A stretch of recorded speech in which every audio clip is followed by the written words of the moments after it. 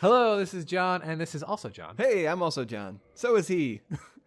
And this is part 4 of Let's Play Book Club, where John and I play Dark Souls and read the Prince of Thorns and talk about both together. So, I don't know. Oh, yeah, wait. So, one problem, I feel like should be addressed immediately. Not that anyone cares, but everything that I talked about Dark Souls over the last 2 has not happened at all, because I kept dying, and I'm terrible at that game. So, yeah, I tried to beat, what's his name? Havel. So hard, John. I tried so hard to beat Havel. But I forgot that when you're super weak, when you first start in the game, I parried him a couple times, and I was getting some good parries in. But then all it takes is one hit, and he kills you. And it takes like 50 parries to kill him. So it was like, I'm not doing this. And you're dead. Yeah. And then what did I do? I was really proud that I was really happy that I beat the Capra Demon. Yeah. It took like 10 minutes, but I was able to beat him the first try, so that was pretty good. The Capra Demon is notoriously difficult because there's two dogs that come after you. And now we're in the depths, I believe. Oh yeah, you had a hard time with those chefs, just like you talked about. The chefs, yeah, the butcher female chefs. Yeah, I did. Yeah, I blame the dog and those gosh darn dogs. They're just because the dog. Okay, unfortunately, I decided not to go with an archer. Like I don't have a bow and arrow. And the thing with Dark Souls is that because especially with the butcher. So what I would normally do if I was playing smartly. Oh, you get a little aggro. Yeah, I would have drawn the dog out by shooting it with an arrow, but I didn't grab an arrow for whatever reason. I don't have a bow and arrow. Oh, so that would fit into with George perfectly, though. Bow and arrow? Yeah, not playing by the rules. What do you mean not playing by the rules? Those are the rules. Why are those not the rules? Well, I mean, it's not like it's like metagame kind of stuff, right? Yeah. Yeah, you're right. Yeah. It's like exploiting the kind of issues. Because that's what happened. Because, see, the dog, I think they actually programmed the dog to not aggro on you until you got really close to it. And then when you're really close to the dog and he gets aggroed, the butcher is already aggro too. So then you got to contend with both the dog and the butcher. But if I was playing, like I said, smartly, I would have aggroed the dog, killed the dog, and then went after the butcher. But in any case, I died. Divide and conquer. Divide and conquer, yeah. I'll probably pick up I don't know. So I think now in this one, we'll get to the gaping dragon. So in Dark Souls world, dragons are immortal but they're weak to lightning, and that was Gwen's little power. You could shoot lightning at them, and then they would die. How does the god of fire have lightning? Where does that fit in? I don't know. Come on, Japan. Well, see, it was Seat the Scaleless that explained to Gwen that lightning was what the dragons were weak to. Dragons were weak to lightning. Is he the weird head thing that like clicks at you? No. What is that? No. Seat the Scaleless is the big dragon with like the floppy tentacles. Yeah, he's got really gross molars, and he like makes a clicking sound whenever he's just like sort of standing there. Yeah, that guy is terrifying. Yeah, he's blind, so yeah, maybe he is making clicking sounds. That's what I never noticed. What I don't remember that. Going on? I don't know. Yeah, I don't. Wait, I think we might be talking about 2 different things. What are you talking about? The guy that like pops up and he takes you into the underworld, down like where the eternal fire thingy is. No, that's Manus. Manus. Yeah, I think you're talking about Manus, the eternal. Is Seat the Scaleless a bad guy, like a boss? Yeah, he's a boss. He's a big. Oh yeah, with the tentacle bottoms. Yeah, and you got and the ice dragon dude. Exactly, the ice dragon dude, the crystal. Okay. Crystal bro. Crystal bro. He told Gwen that the dragons were weak to lightning, so Gwen used lightning and killed them. And where's it going? Oh, so the gaping dragon. The gaping dragon is just a dragon who was so gluttonous and just loved food that he became mostly a mouth. That's the whole thing. He's just mostly a giant mouth. And I should be able to kill him. He's not so hard. I might get Solaire to join in. I don't know. If you get the summons, they call them summons when you get like another player to help you with the boss actually becomes more difficult. It gets more health. Oh, it scales with it. Yeah. Okay. So most people don't grab Solaire, and you could also get Lautrec. Lautrec is he's the kind of shady dude that we saw, I think last game. I think you can get him. Not positive. I don't know. I've always had trouble getting Lautrec to come with me to be summoned, and he can be summoned in a lot of places, but I never figured out what I was doing wrong to get him. But I think you can get him. I almost asked if he was the morose guy that is just standing around, but that's basically every NPC in the game. Lautrec is, I'll just spoil it. Who cares? Nobody's gonna listen to this. Nah. Lautrec is the one that kills the girl that is the firekeeper. Yeah. Yeah, he murders her, and then you have to find him and kill him. Murder. Yeah, Lautrec. But I guess you can even summon him for those gargoyles, those 2 gargoyles that you fight at the beginning. Mm-hmm. I think you can. I'm not positive, but I think I've seen people do that. So you can summon Solaire and Lautrec for that fight. I've never done it because I never, you have to release Lautrec, and you can go back, and he's sitting at Firelink Shrine, and then I think you go up to fight the gargoyles, and then he's up there for a summon. But like I said, that makes them more difficult, even though you get the summon. So, and then after the Gaping Dragon, oh gosh, I didn't even think about it. What comes after the Gaping Dragon? Blighttown. I don't know what I'm going to do with Blighttown, John. I don't know if I'm going to go in. There's 2 ways to get into Blighttown. There's like the longer way, which is the normal way when you're first play and you don't really know what you're doing, and this is the way it guides you. It kind of guides you along this path. Or I could go in the back way, which would be faster, and then you fight the spider chick. Because I don't really like Blighttown. Blighttown's a difficult area, and it's skip it. Yeah, I think I might because I don't really like Blighttown. But before we go into Blighttown, we're going to meet Domel. I think that's his name, Domel. He goes, "Hi, Shemai." Oh, that guy. Yeah. All right. We're gonna get to the people we've already we about. already talked about them, didn't we? Yeah. But he's I don't know. That's a good character. He's a good character because he after you meet him, he sits in this area that's really hard to get to if you're a new player. Because I told you how to jump in that game is really kind of not intuitive. Mm-hmm. It's I don't know. I guess everything about that game has to be difficult. Where it's the running button, so you have to be running, and you have to let go of the running button and then press it again quickly and jump. And he's in an area that you have to jump to get to. And it's kind of funny. And then he sells every boss, not every boss, but some of the bosses you beat, he'll sell their armor for an exorbitant price. Mm. And after Blighttown, I don't know if we'll get that. Well, I'm gonna try to skip Blighttown. So after Blighttown, so we'll kill. The boss in Blighttown is Quelaag. Quelaag is a spider woman. So the Witch of Izalith, that's one of her daughters, Quelaag. And then so they're called Kalas witches, and her mother is the Witch of Izalith. The Witch of Izalith tried to make, when the fire was dying down in the Dark Souls world, she was like, I'm going to create a new fire. And when she did that, it created a bunch of demons. It wasn't I guess a natural fire, and it corrupted her children, one of which was Quelaag. A giant spider lady. It turned into a giant spider lady, and then her sister, Quelaag's sister, the other daughter, I think there's 7 daughters and 1 son. The son is the remember that really easy boss where if you run away from him, he's like a big lava thing? The Ceaseless Discharge. Ceaseless. Remember that we were talking about how disgusting and weird their names are? That's horrible. Ceaseless Discharge is the son, and he got turned into a weird little thing as well. But actually something interesting I learned, another area, I think what prompted the whole thing was Anor Londo, right? Anor Londo, you thought that was a stupid name? Yes. Anor is... I'm sticking with that. That's dumb. It's from Anor in High Elvish from no, I'm not kidding. From Tolkien. Yeah. Anor means sun, like the sun in Tolkien's High Elvish, if you can believe. I don't know. I just heard that recently. So I guess it's not too... I mean, it's still... Anor Londo sounds kind of dumb because there's New Londo too. Mm-hmm. So and New Londo is underground. So Anor Londo is the sunny Londo, and New Londo is the underground Londo. I don't know, J.R.R. Tolkien, man. I mean, you can't. It's got some nerd cred.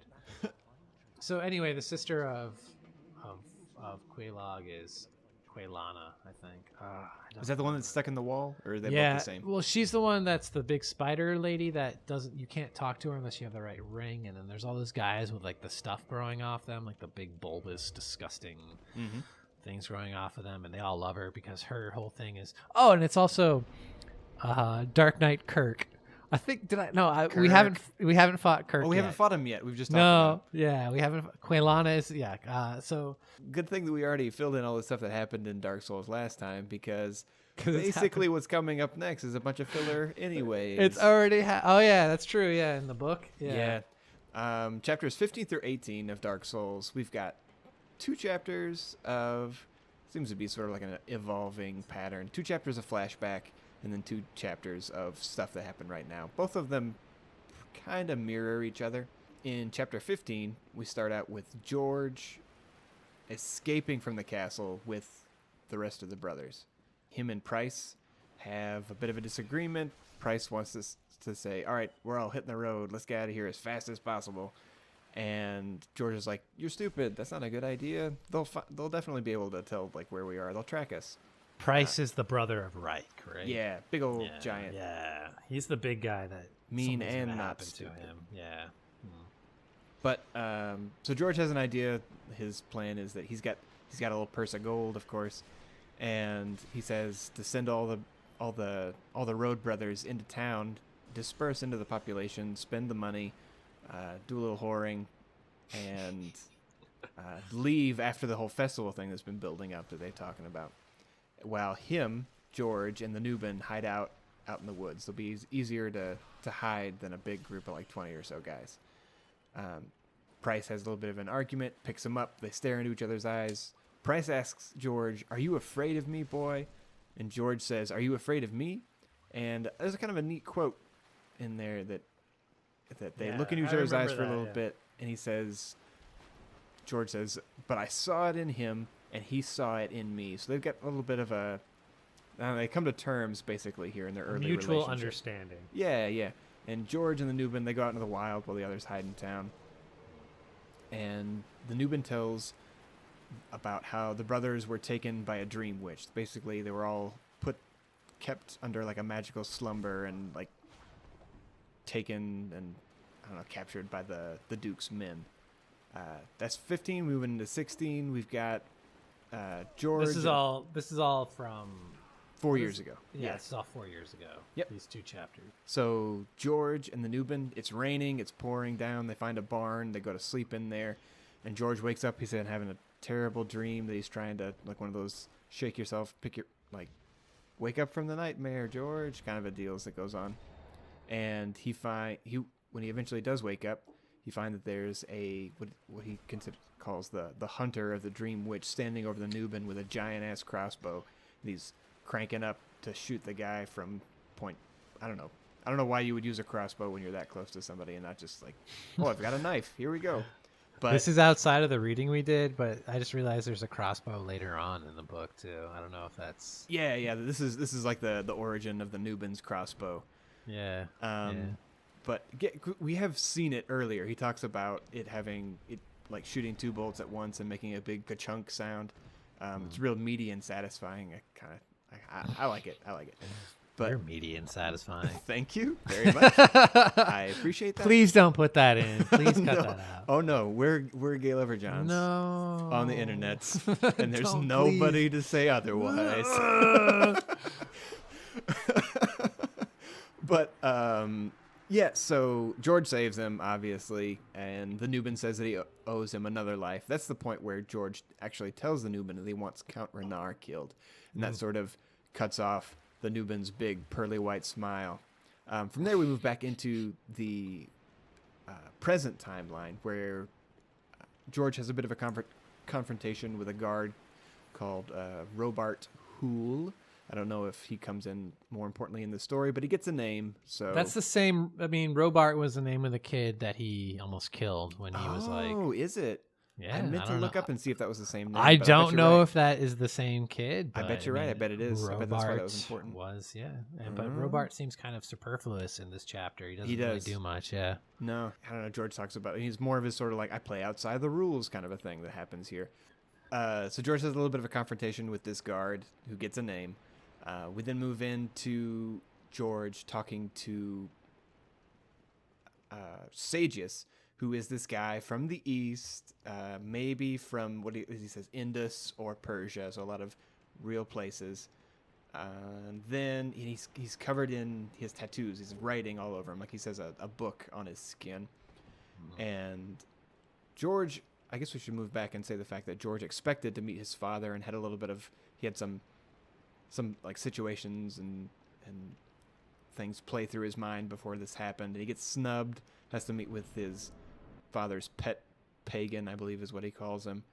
And called Sagius, yeah, pet pagan. Yeah. And they talk about I don't know. They have a little bit of a like a little bit of a sparring match with words that kind of happens, and then Sagius starts I don't know, like tracing some of the words that are tattooed onto his arms, and he tells George, "I suppose you'll have dreams, Prince. After so long away, dreams tell a man who he is." He's like, "Oh yes." He does a little bit of hypnotize, like sleep kind of a deal. And assumedly, just based on the exposition that Robart, the guard, gives afterwards, George does something that nobody else has done, which is that George is getting underneath. Yeah, he's getting under that spell, but he also reaches out his hand and actually touches Sagius, which is something that nobody's ever done. And Robart gives them like, "Oh, this one guy, he crossed Sagius, and now he sits in his library and is like completely comatose, basically, kind of a thing." Yeah. Guard takes him up to his room, and George then he's very super sleepy. Yeah. Sagius put George under a spell, and he was tired. He was super, super sleepy to the point that he could barely make it to his little room. And then he asked Robart to go get Macon to guard him because he's completely vulnerable now. And I guess Robart must have done that, right? Am I remember that correctly? Because Robart, I remember the dream being, because it's his mother and his little brother. They're both in the dream, correct? And he's in the very room that he was in his the same room that he went to when he was falling asleep. He in the dream starts out with him waking up. He wakes up in this room and he's like, "Oh my God, something is wrong." And he looks around, and isn't it a painting of his mother? It's a painting of his mother. And what's his little brother is there too? Is it the same painting? I can't remember. Yeah, yes, they're in the same painting. And they're saying that something, you get the feeling that something is off, something is amiss, and that something bad is about to happen. There's a monster in the shadows. Oh yeah, that's right. And the mother is warning him that there's something there. You need to leave. You need to jump out the window. And he's wrestling with that, right? I mean, there's also like a guilt thing too, like something like, "I'm dead," or he feels almost bad that he's not listening to his mother telling him what to do because she's dead, and she's kind of making it his fault, I guess. Which happened in the dream previously. It's definitely like parallels ran kind of throughout the whole thing. Yeah, but yeah, she is telling him to jump out the window, and he's thinking better of it, right? He doesn't want to. He knows there's something in the shadows. Right. There's something lurking, but he's not quite convinced that he should be jumping out the window. Probably smart on George's part. Yeah, waking up was probably a good idea. But it was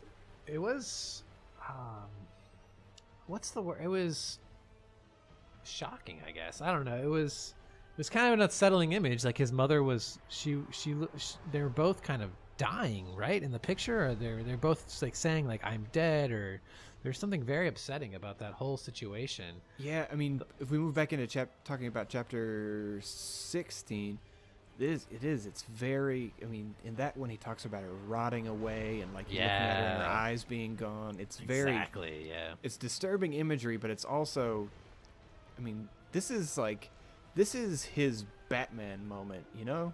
Like this is I mean, George's mother and brother dying, like that's for Bruce Wayne, that's like the point. His whole life hinges on that. He is a broken person, and so is, I mean, I'm not saying that George is, I mean, George is kind of Batman-like. George is Batman. Yeah, We're just gonna in this say story. that. George is Obama and Yeah, and Obama. He's a Batman. But I mean, there's a little bit of thematic similarity, I guess. Anti-heroes, yeah, anti-hero's a good word. For rich, what good guys George is. that I don't know. But anyways, yeah, so coming back to this moment over and over by this dream witch is a really shitty thing to do. Oh yeah, Dream Witch. Yeah, that's what how Oh. this is. Yeah. Oh, John. All right. Yeah. Okay. I think maybe you're like you said you didn't you don't remember a lot of it, but I think you remember a lot of it because this is all pretty. You're making connections for me that I wouldn't have made myself. Yeah. Okay. Continue. Well, yes. So we're pretty sure at this point that both of these dreams were caused by who somebody we've met. I wasn't sure, but okay. I mean, but now I'm sure. Now I get it. Maybe a Antagonist? a primary antagonist. So we don't know at this point, but an antagonist nonetheless, though, in Sages. I would have really never made that connection.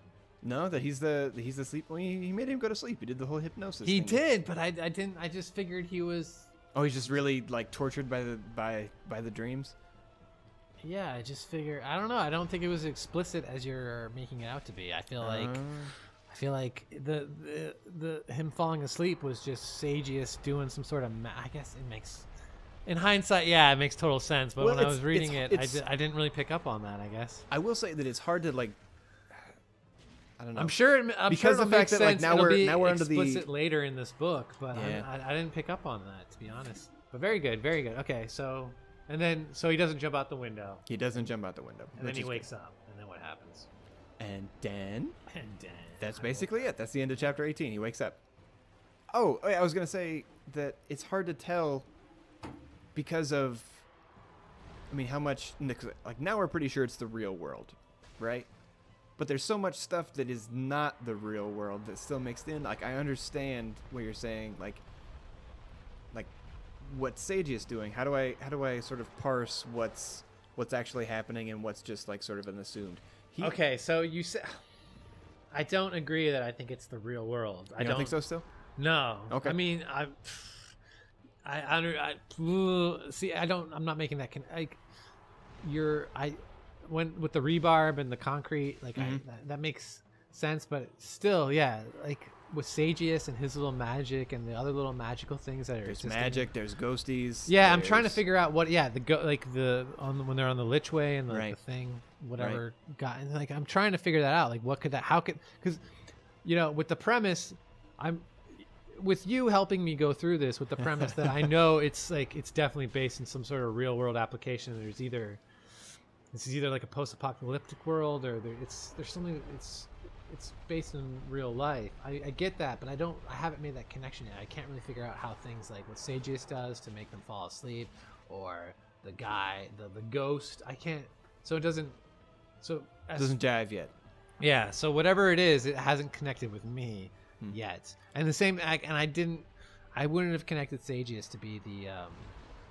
The Dream Witch from the past. Yeah, I wouldn't have done that. I don't know. That's understandable. I'm gonna be honest and say I didn't the first time I read this. I can't imagine how any. I mean, maybe somebody really, really like who reads a lot of fantasy would pick up on that, but I really wouldn't. I don't know. This guy is, he is a lot subtler than I've given him credit for, because you really surprised me when you were talking about how much like a child George was acting like how much like a 14-year-old kid he really was being in the previous sort of chapters. And that's something I didn't really pick up on even when I was reading it the second time. Like that's funny. Yeah. I mean, it's No, it's a good. You know what? yeah. I'm starting to like this book a lot. I think it's a good book, and it's been. Because I don't know, like I said, I don't know if we put that in the last show, but every time you give me a book to read, I start out like, oh, this is. But then you get more into it, and like I don't know, it's just surprising. I mean, these people are obviously. Mark Lawrence is very successful for a reason. He's a very good writer, but I'm starting to figure that out. I'm starting to get into it. I really enjoy it. Yeah. Next week is what we're gonna do next week. Those few chapters are so good. What are we doing next week? Yeah, up to chapter 23. 19 to 23. Yeah, actually, let's go up through 23 is a short chapter. Let's go up through 24. Fuck it, 24, 19 to 24 next week. You dropped an F-bomb. So 19. No, I gotta 19, I gotta edit that out. 19 to 24 for next week, and we'll do. That's a good. Yeah, that's about 32 pages in my book. So that's so few pages. That's a good amount of pages. We're doing about 30 average. All right. So perfect. Yeah, and that'll bring us about halfway through the book too. Perfect. Yeah. All right. So well, all right. Yeah. All right, Aaron week. K. So yeah, Aaron, tune in next week where you can hear us talk about these things. Your own private internet. Aaron needs to get in on this too. We need to bring Aaron in. He, as an honorary John, we'll have to have him in for a special at some time.